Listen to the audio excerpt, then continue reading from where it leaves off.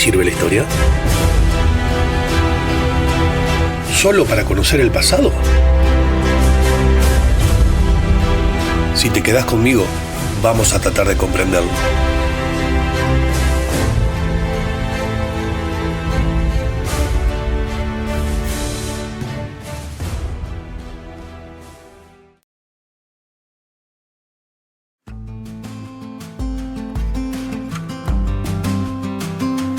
Hola, ¿cómo les va?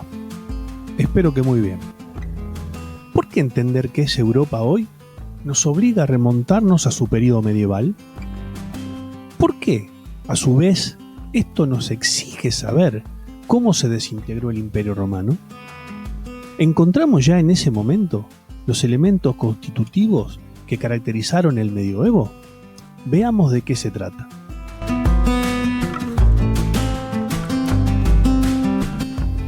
Tenemos que considerar la crisis del siglo III como un periodo de anarquía donde el ejército romano jugó un papel fundamental. Por supuesto que estamos hablando del siglo III a.C. y nos remontamos al periodo que va desde los años 235 al año 284. Es decir, estamos hablando solamente de 50 años, pero 50 años que van a marcar una historia decadente posterior de un imperio que parecía indestructible.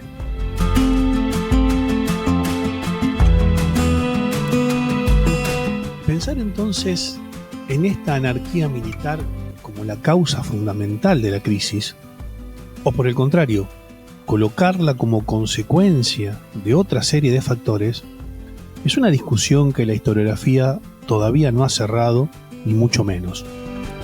Pero como sea, y como la historia debe interpretar siempre, hay que mirar el proceso como la confluencia de múltiples aspectos, sobre los que es muy complejo definir cuál es el principal responsable. Ahora sí, mirado cronológicamente, el asesinato de Alejandro Severo en el 235 va a dar comienzo a una inestabilidad política sin precedentes en el imperio, donde el ejército colocaba a su antojo emperadores sin ningún tipo de legalidad ni apoyo del Senado, lo que daba por tierra una fortaleza histórica del Imperio Romano, que era el poder de sus autoridades centrales. Mirado de esta manera, quizá puede entenderse más fácilmente y como una posible línea interpretativa la confluencia de otros factores.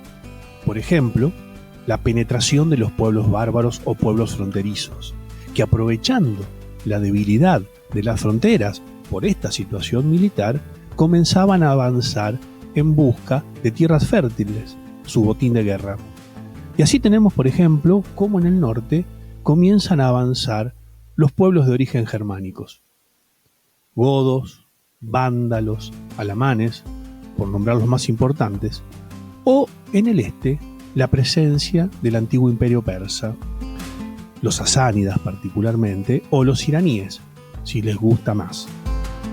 Y entonces así comenzamos a ver cómo empieza a perpetrarse una primera gran división de esta fortaleza que había sido el imperio.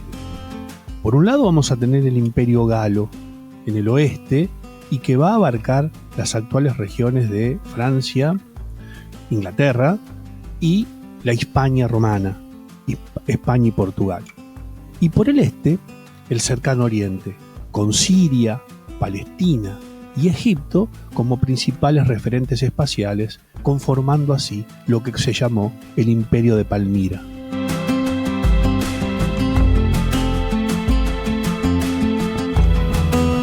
Si bien el imperio terminará reunificándose un poco más adelante, gracias a la labor de uno de estos emperadores, Aureliano, que gobernó hasta el año 275 y que con sus victorias militares sostuvo el avance de estos pueblos fronterizos y devolvió los limes romanos a sus lugares naturales, el aparato político imperial daba claras muestras de una debilidad estructural.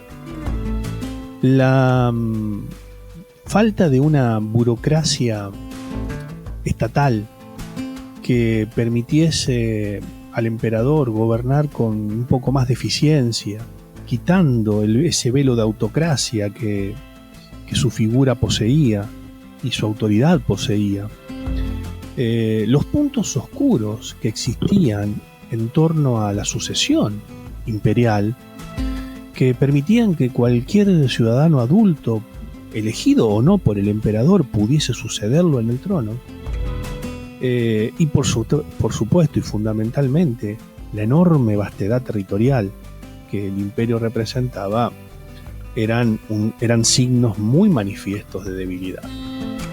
Diocleciano va a intentar, hacia el final de la crisis, ponerle coto a estos problemas, dividiendo el imperio en dos, diarquía, o en cuatro, más adelante, tetrarquía, sin éxitos que continuaran, digamos, o se perpetuaran en el tiempo. Por lo menos para Occidente, porque si uno se detuviese solamente en el Imperio Romano de Oriente, el casi milenio de existencia sobre el que el Imperio Romano de Oriente va a subsistir por sobre el de Occidente, podrían ser argumentos suficientes para refutar esta posición.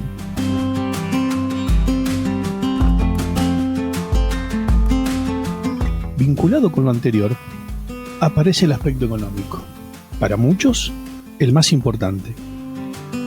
Sostener semejante caudal militar y fundamentalmente, digamos, financiar los favores de este aparato militar a favor de los emperadores, por supuesto, había representado un aumento en el erario público, en el gasto público muy importante. Es decir, la cantidad de dinero que representaba la paga a los soldados que defendían las fronteras y que defendían ciertos intereses, había generado, digamos, una necesidad de contar con un caudal financiero mucho más importante que lo que se venía gastando hasta el momento.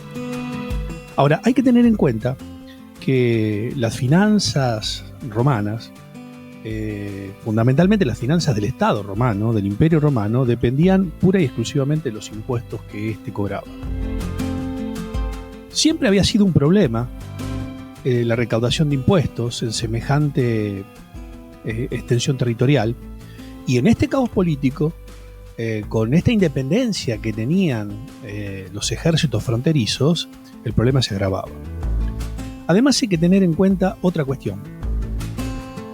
Todo el sistema económico romano estaba sostenido, bueno, por supuesto, como cualquier cultura, como cualquier modelo que pertenece al modo de producción esclavista, al modo de producción antiguo, está basado en la agricultura.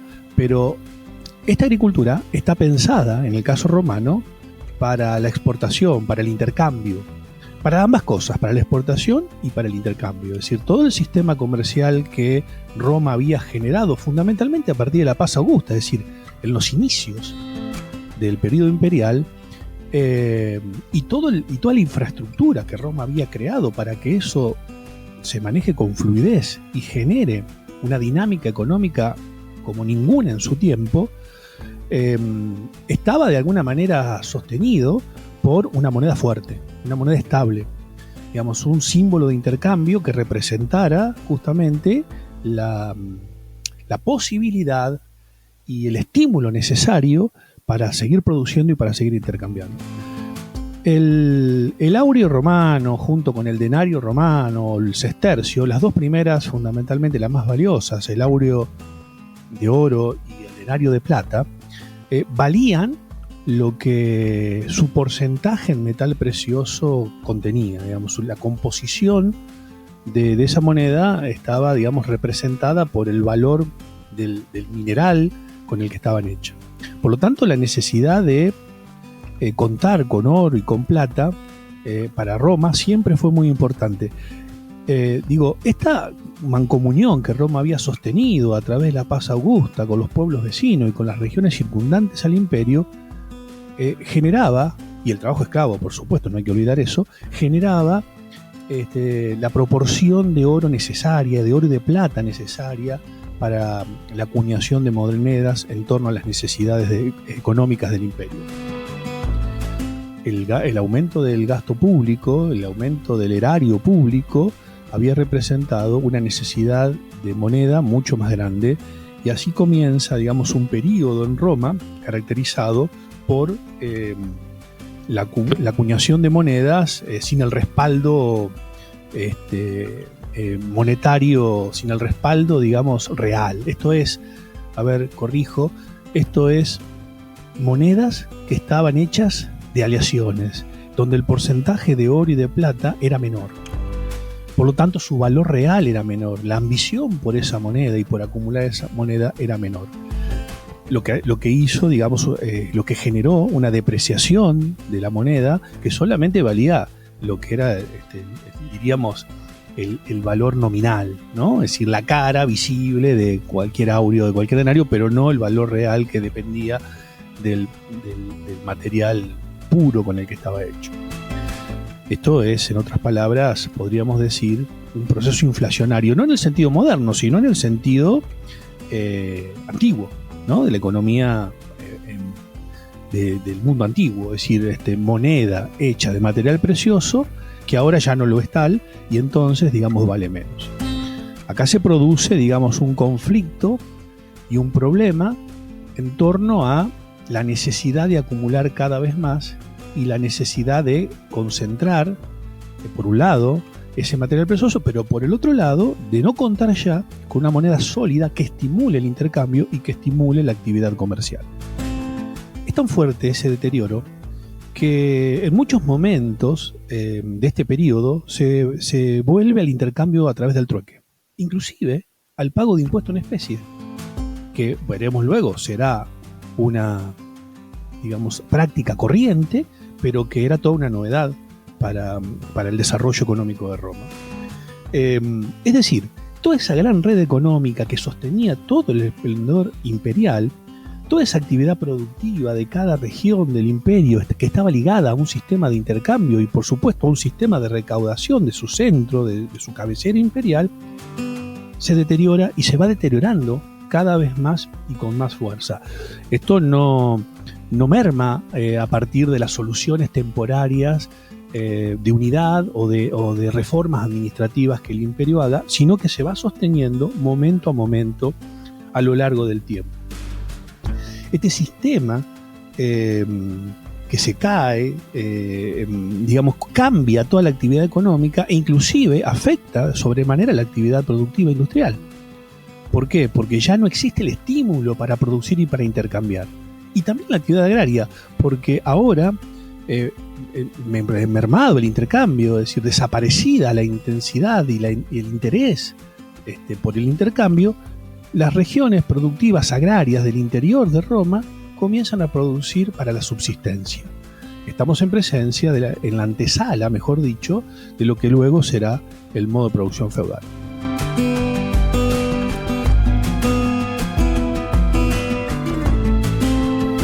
No como último aspecto, hay que avanzar sobre las transformaciones sociales que sufre el imperio. Evidentemente, son consecuencia del cambio económico. Sí, esta es una regla de la historia. Siempre que ha habido crisis económica, más temprano que tarde, la crisis social aparece. Esto se refleja claramente en la transformación que la sociedad romana empieza a experimentar. Las ciudades empiezan a despoblarse debido fundamentalmente a la falta de recursos y a la falta de capacidad que tienen para sostener el universo enorme de población que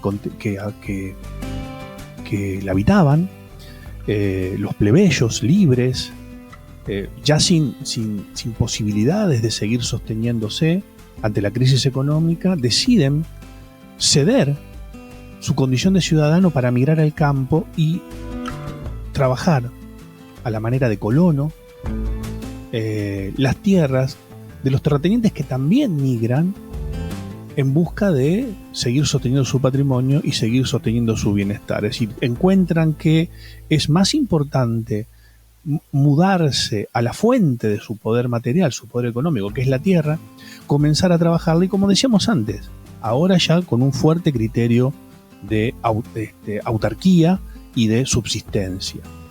Para eso cuenta con esta masa de población de campesina colona que habían sido los antiguos habitantes de las ciudades. Y las ciudades se transforman prácticamente en ciudades habitadas por soldados y burócratas.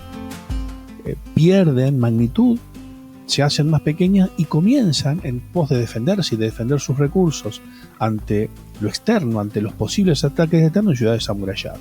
Y ahí también tenemos una figura que nos representa más un mundo medieval que lo que había sido el antiguo Imperio Romano.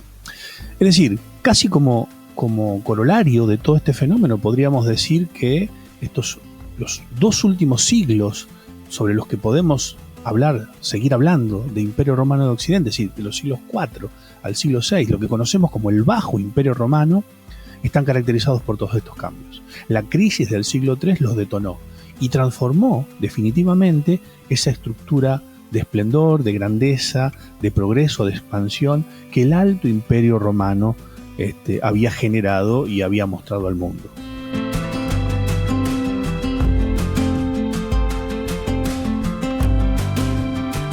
Finalmente, y ya saliendo estrictamente del siglo III, tendríamos que mencionar las reformas religiosas que fue sufriendo el Bajo Imperio Romano. Podríamos decir que este fue un proceso paulatino de transformación que conduce a la oficialización del cristianismo como religión oficial, valga la redundancia, del Imperio Romano. Empezando por Aureliano, ya a finales del siglo III, unificando toda esta diversidad de dioses y de cultos que existían en Roma hacia la existencia de un único dios, al que llamaban el Sol Invictus. Pasando por Diocleciano, que asocia esa figura del Sol Invictus a la figura y a la presencia del emperador, por Constantino I el Grande, que rehúsa y rechaza esa adoración hacia el emperador para asociar este Dios único a la figura del Dios cristiano, inclusive para ser bautizado en el lecho de su muerte en el año 337. Hasta finalmente llegar a Teodosio I, no sin antes pasar por emperadores y por periodos que intentaron volver al paganismo, intentaron destruir el cristianismo como religión, que para el siglo III y el siglo IV ya habían traspasado las fronteras de Constantinopla y se habían desparramado por todo Occidente y sumando muchísimos adeptos. Decía, es la figura de Teodosio I el que va a producir este efecto institucionalizador del culto cristiano, asociándolo a la administración misma del imperio.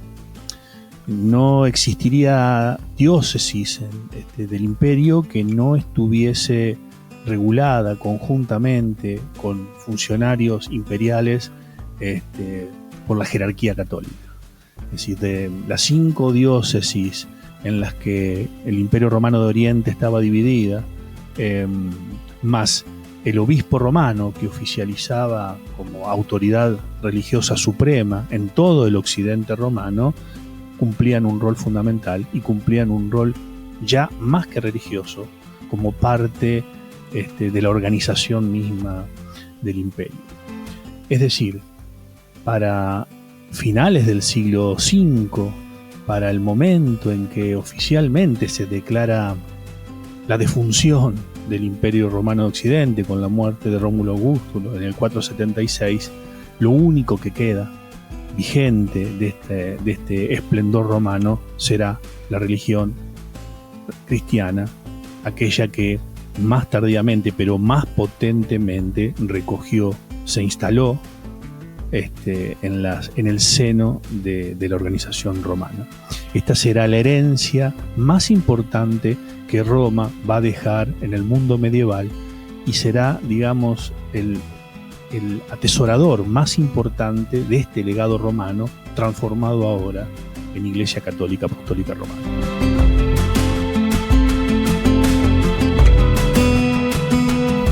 Bueno, de esta manera llegamos al final de este relato, muy sucinto, muy breve, sobre un proceso que abre las puertas para una nueva Europa y que seguramente desarrollaremos en un próximo encuentro. Me despido de ustedes con un abrazo.